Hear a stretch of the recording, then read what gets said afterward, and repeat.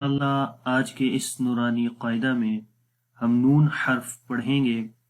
नून हर्फ मुंह के अंदर कौन सी जगह से पढ़ा जाता है और इस हर्फ के अंदर कौन सी सिफात पाई जाती हैं, आइए शुरू करते हैं। नून हर्फ को पढ़ने से पहले इसका मखरज जान लेते हैं। नून हर्फ का जो मखरज है वो लाम के मखरज से थोड़ा सा मुंह की तरफ हटकर अनियाब दांतों से लेकर सनाया दांतों तक मुकाबिल का तालु है।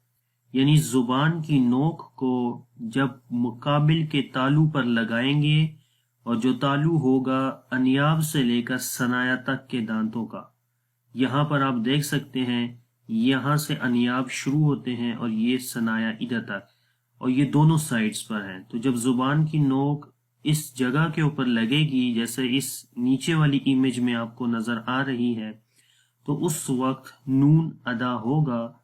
आप ये राइट साइड पे इमेज में भी देख सकते हैं कि यहाँ पर ये जो जगह है ये मुकाबिल का तालु है।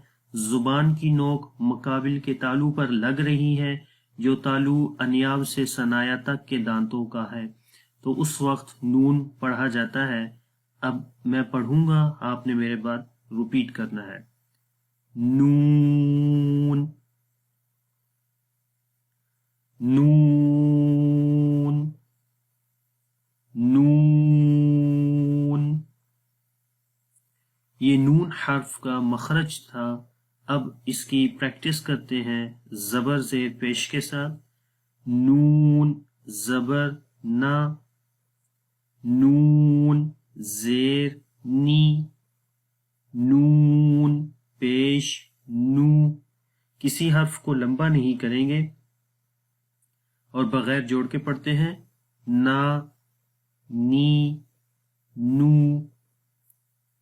ये नून हर्फ का मखरज था। अब इसकी सिफात पढ़ते हैं। नून हर्फ के अंदर जो पहली सिफ्त है वो सिफ्त जहर है।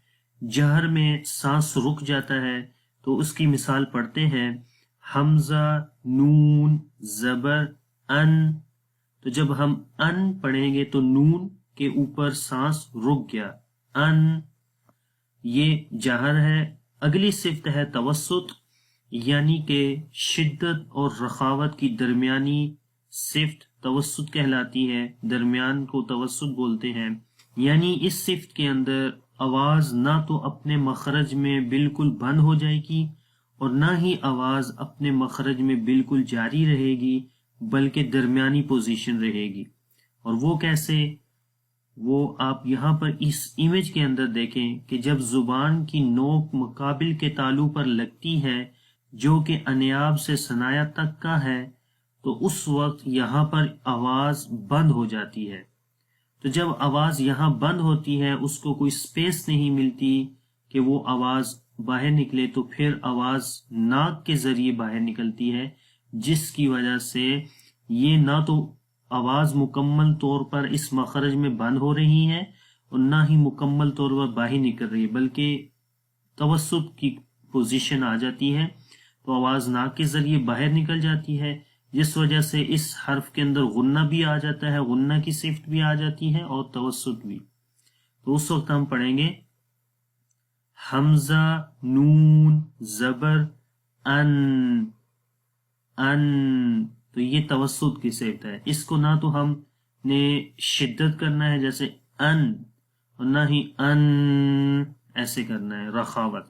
उसके बाद सिफ्त इस्तिफाल है। इस्तिफाल के अंदर इस हर्फ को हमने बारीक पढ़ना है, मोटा नहीं पढ़ेंगे।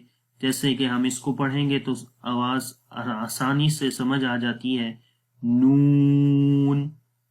उसके बाद सिफ्त इन्फिताह है। आवाज का इन्हिसार मुंह के अंदर नहीं रहता होता, मुंह खुल जाता है। इज़लाक है, क्योंकि ये हर्फ जुबान की नोक से अदा हो रहा है, इस वजह से।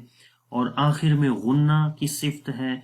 जैसे मैंने मखरज के अंदर भी आपको बताया कि गुन्ना भी होता है। जब इसको पढ़ते हैं तो आवाज आएगी अन।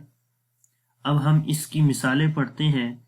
हमजा नून जबर अन, हमजा नून ज़ेर इन, حمزہ نون پیش ان. اب بغیر جوڑ کے پڑھتے ہیں ان ان ان. تو یہ نون کا مخرج اور اس کی صفات تھیں. اور اگر یہ